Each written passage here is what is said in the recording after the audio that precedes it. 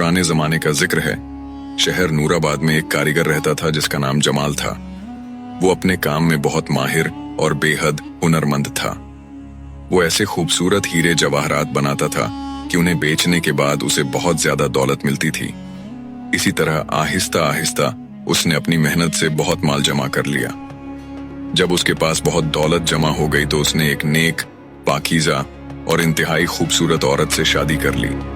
उसने अपनी बीवी के लिए एक खूबसूरत और आरामदेह मकान किराए पर लिया और उसमें रिहाइश इख्तियार की। उसके पड़ोस में एक शख्स रहता था जिसका नाम फरमान अली था। वो बहुत चालाक और मक्कार था। वो बहुत सोच समझ कर काम करता था, लेकिन उसके पास सिवाय तमाशा बेनी और फजूल फिरने के कोई काम न था। वो दिन रात बुरे कामों में लगा रहता था।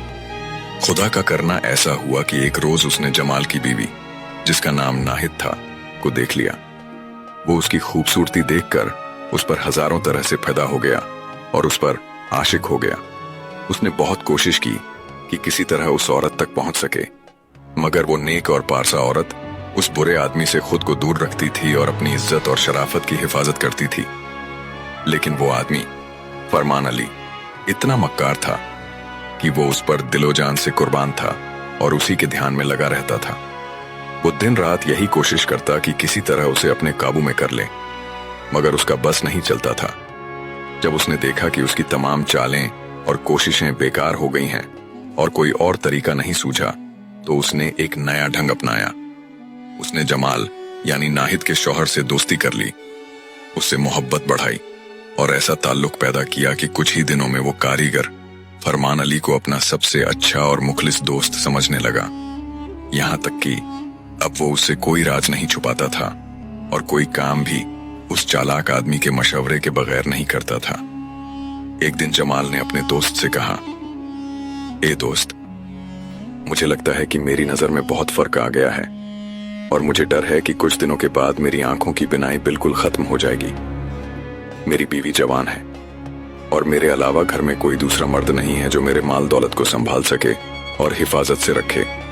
मुझे ये भी डर है कि किसी रोज मेरी बीवी की नीयत खराब ना हो जाए, वो मुझे धोखा देकर मौका पाकर मेरा माल लेकर भाग ना जाए। मैं चाहता हूं कि पहले से ही कोई ऐसा इंतजाम कर दूं कि मेरी दौलत महफूज रहे और मेरे बुढ़ापे में मेरे काम आए। चालाक दोस्त ने कहा, तुमने बहुत दूरअंदेशी और अक्लमंदी की बात की है। तुम्हें बिल्कुल इसकी हिफाजत का बंदोबस्त करना चाहिए। मेरे दिल में भी अक्सर यही ख्याल आता था, लेकिन मैं इस डर से ये बात जुबान पर नहीं लाया कि कहीं तुम्हें बुरा न लगे।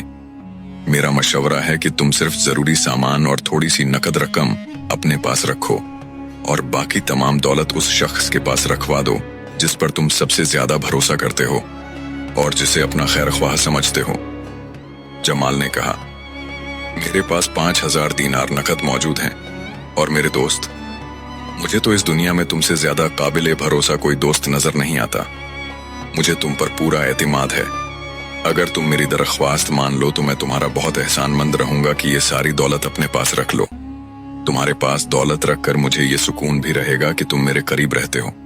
मुझे जिस वक्त भी किसी रकम की जरूरत होगी मैं फौरन तुम्हारे पास आ जाऊंगा और तुमसे वो ले लूंगा।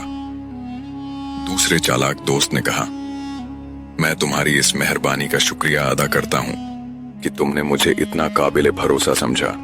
खुदा तुम्हारे दिल में मेरे लिए ये इज्जत और मोहब्बत हमेशा सलामत रखे। वो बेचारा जमाल उस चालाक दोस्त की बातों में आ गया और 5000